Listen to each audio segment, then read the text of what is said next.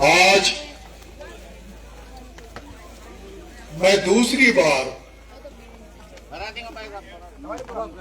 प्रचार के दौरान आपके पलायता गांव में आया हूं और पहले जब आया तब भी जोरदार स्वागत और आज उससे भी ज्यादा जोरदार स्वागत आप लोगों ने किया। उसके लिए मैं बहुत बहुत धन्यवाद आपको ज्ञापित करता हूं, आपका आभार व्यक्त करता हूं।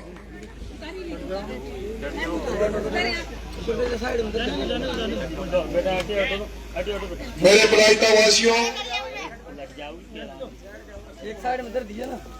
मैं तो सिर्फ छोटी सी बात करूंगा क्योंकि अभी मेरे और भी कार्यक्रम हैं। मैं आपसे ये पूछना चाहता हूं कि आप में से कितने लोग हैं, भैया आप ही बात कर लो तो फिर रहने दो।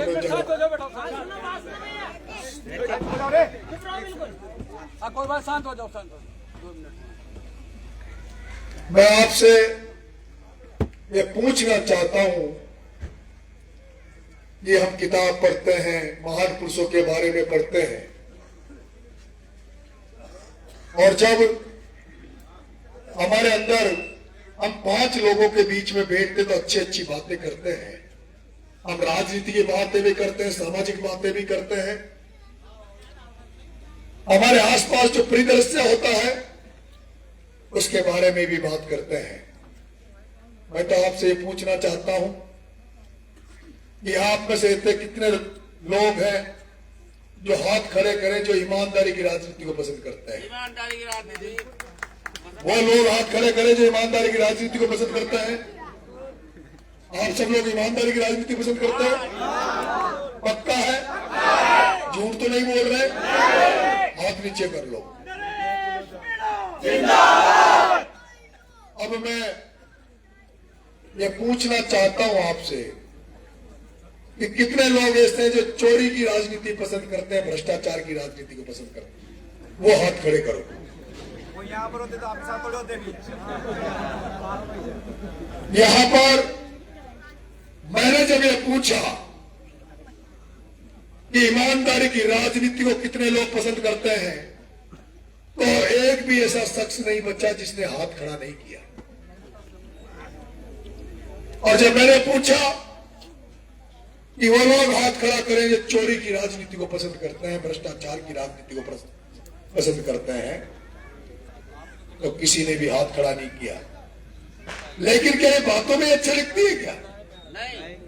क्या केवल बातें करने के लिए ठीक है कि हम लोग ईमानदारी की राजनीति को पसंद करते हैं, भ्रष्टाचार की राजनीति को पसंद नहीं करते?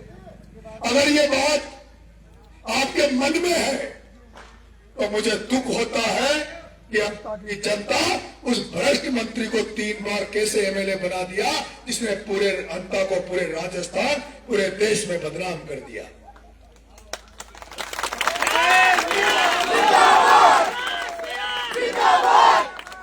जो लड़ाई अगर भ्रष्टाचार के खिलाफ,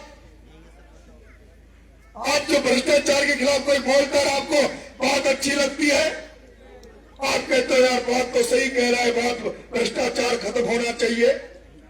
लेकिन क्या मैं अकेला भ्रष्टाचार के खिलाफ बोलूंगा तो क्या भ्रष्टाचार खत्म हो जाएगा? मैं अकेला भ्रष्टाचार के खिलाफ लड़ाई लड़ूंगा तो क्या भ्रष्टाचार खत्म हो जाएगा? भरत सिंह जी कुंदरपुर, भरत सिंह जी कुंदरपुर आपके पड़ोस की विधानसभा में एक ऐसे योद्धा हुए, ऐसे व्यक्ति हुए जिन पर कभी कोई 1 रुपए का दाग नहीं लगा सकता, जिन्होंने राजनीति, ईमानदारी की राजनीति करी, जिन्होंने सिद्धांतों की राजनीति करी। वो भरत सिंह जी कुंदरपुर वो आज हमारे बीच में नहीं है। उनको ने कब लड़े चुनाव? भरत सिंह जी मैं तो अंत चाहिए तो मैं तो पायो लड़े। भरत सिंह जी कुंदरपुर वो ईमानदार व्यक्ति जिसमें 1 रुपए का दाग नहीं है, वो ईमानदार व्यक्ति जिसने प्रमोद चंद भाया के भ्रष्टाचार को पूरे हिंदुस्तान में उजागर किया। आपने सुना होगा खान की चौपड़ी का मामला, वो नारे भी सुने होंगे, खा गया रे खा गया, सब कुछ खा गया। मैं पूछना चाहता हूं, जब आप भ्रष्टाचार के खिलाफ आवाज करते हो, आप कहते हो यार भ्रष्टाचार फैल रहे छे, सब दफ्तर में भ्रष्टाचार फैल रहे छे, उसको तुम ही लोग भ्रष्टाचार को पनपा रहे हो, उसमें तुम लोग भी जिम्मेदार हो। जनता की धरती की ये जनता जिम्मेदार है जिसने प्रमोद चंद भाया को 3 बार एमएलए बनाया। अगर प्रमोद चंद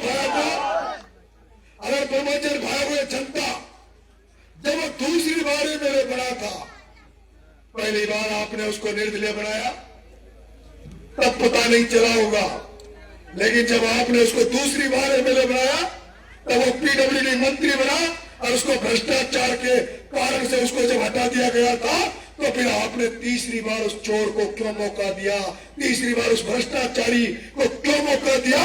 तुमने तीसरी बार उस भ्रष्टाचारी को मौका दिया जिसके कारण वो पूरे राजस्थान की खानों को खा गया और उसने 17,000 करोड़ का भ्रष्टाचार करके पूरे जनता को बर्बाद कर दिया।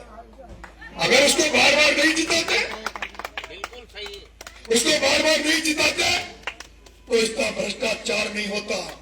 लेकिन अगर तुम लोग बार बार भाया को जिताओगे, अब के भी उसको वोट दोगे, तो नेता सोचेंगे, मेरे जैसे और भी नेता सोचेंगे कि हम तो पागल हैं, हम तो बेवकूफ है जो ईमानदारी की राजनीति कर रहे हैं, हमें भी भ्रष्टाचार का दामन थाम लेना चाहिए।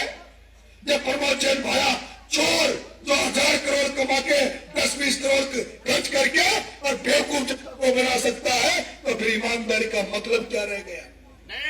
फिर ईमानदारी का मतलब क्या रह गया? इसलिए मेरे भाइयों, ये लड़ाई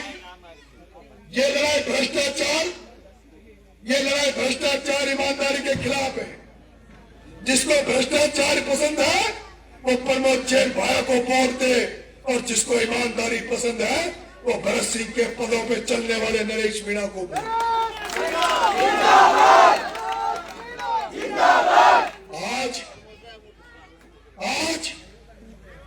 आज अंता में चुनाव चल रहा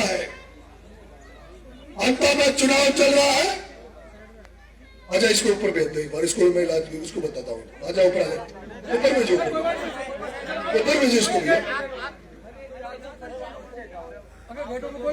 भाषण दिलवाएंगे तेरे को। आजा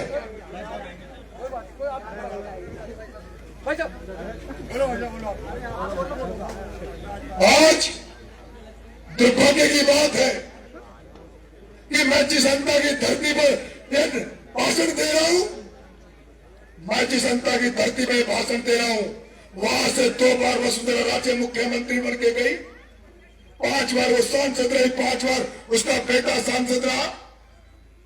ये वही आरोपी है जहां से कोटा बूंदी से लोकसभा का ओम बिरला स्पीकर बना हुआ है, देश के 3रे नंबर के पद में बैठा है। लेकिन दुख की बात है कि ओम बिरला वसुंधरा राजे जी जैसी बड़ी नेता होने के बावजूद भी किसानों को फसल बीमा का पैसा नहीं मिल रहा।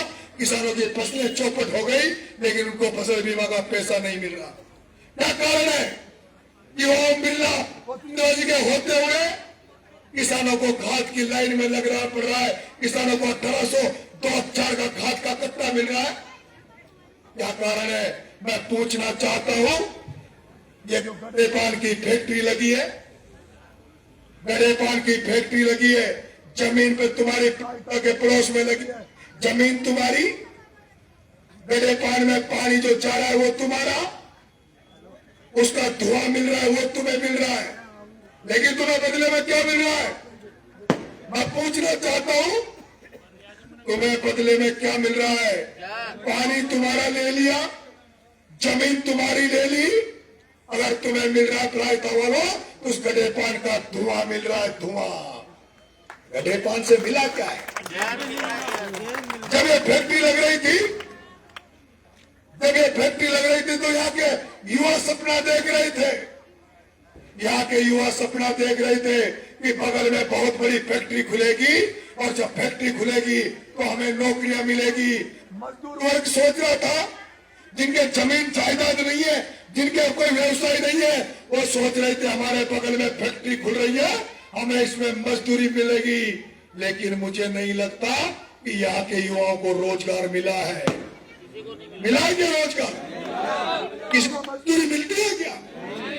बता दो। और जो व्यक्ति, जो फैक्ट्री ने आपकी जमीन की हड़प ली, पानी आपका इस्तेमाल कर रहा है, बदले में धुआं, गंदा धुआं आपकी सांसों में घोल रहा है, जहर के रूप में गधे पान का धुआं आपकी सांसों में जा रहा है। अरे कम से कम नौकरी नहीं दे रहे, मजदूरी नहीं दे रहे, तो कम से कम इस पलायता की लाइट तो फ्री करा दो, इसको आदर्श गांव को बना दो, इसकी साइकिल तक बना दो।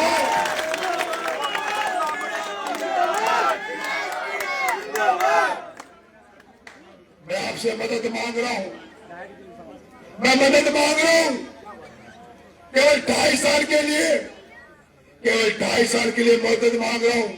2.5 साल के लिए झोली फैला रहा हूं, 2.5 साल के लिए झोली फैलाओ। पर पता है तो वालों, मात्र 2.5 साल का मौका दे दो इस बेटे को। बाया को चेक कर लिया, बीजेपी को चेक कर लिया, 2.5 साल केवल इस नरेश मीणा को भी एक बार चेक कर लो आजमा लो।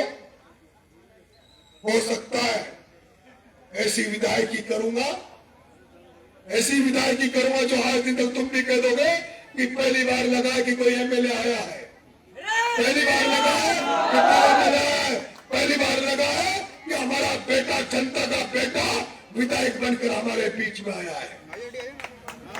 मेरे प्रायतावासियों, मेरे प्रायतावासियों, विधायक बना दो, एमएलए बना दो इस छोरे को, इस छोरे को एमएलए बना दो।